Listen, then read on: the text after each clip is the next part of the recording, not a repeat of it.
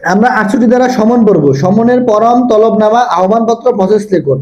কোন মামলার বাদী বিবাদী সাক্ষী, কোন মামলার কি বাদী বিবাদী সাক্ষী, তিন ধরনের ব্যক্তিকে কি সমন দেওয়া যায়?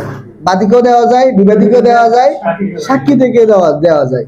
নির্দিষ্ট দিন তারিখ ও সময়ে আদালত একটা নির্দিষ্ট দিন দিয়ে দেয় এবং সময় দিয়ে দেয় আদালতে হাজির হওয়ার জন্য।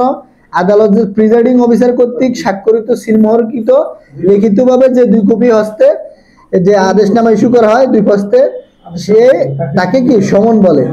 কোন মামলার বাদী বিবাদী বা সাক্ষীকে নির্দিষ্ট দিন তারিখ ও সময়ে আদালতে হাজির হওয়ার জন্য আদালত কর্তৃক প্রিজাইডিং অফিসার কর্তৃক স্বাক্ষরিত বা সিলমোহরযুক্ত যে আদেশনামা ইস্যু করা হয় তাকে সমন বলে। সমন পাওয়ার পর কোনো ব্যক্তি যদি আদালতে হাজির না হয় তাহলে তার বিরুদ্ধে কি ব্যবস্থা আছে? কত ধারা ভাই ফেনাল কোডের? ফেনাল কোডে কত ধারা? একটু মনে করে দেখেন।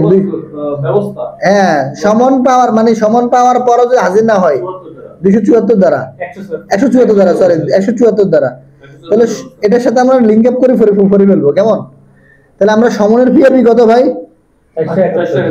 471। সমনের পিআরবি হলো 471। তাহলে সমন আসলে আমরা সমনের সংজ্ঞাটা দিব এবং ব্র্যাকেট ইংলিশে সমন্স লিখবো, সংজ্ঞাটা দিব, পিআরবিটা 471 নিচে দিব, একটা নোট দিব যে সমন পাওয়ার পর যদি কোনো ব্যক্তি আদালতে হাজির না হয় তাহলে তার বিরুদ্ধে আইনগত ব্যবস্থা আছে, অথবা ধারাটা নিচে দিয়ে দিব যে ফেনাল কোড 174 ধারার মধ্যে ব্যবস্থা রয়েছে। 68 ধারা বলছে যে সমন কে কে জারি করতে পারবেন। এই 68 আবারও বলছে যে সমন কে কে জারি করতে পারবে। ভাই সমন কয় ধরনের ব্যক্তি জারি করতে পারে? এমসিকিউ 3 ধরনের ব্যক্তি সমন জারি করতে পারে। কে পারে? পুলিশ অফিসার, সমনকারী আদালতের অফিসার, অন্য যে কোনো সরকারি কর্মচারী। এটা কিন্তু এমসিকিউ কিন্তু আসে যে সমন কে জারি করতে পারে। কয় ধরনের ব্যক্তি সমন জারি করতে পারে?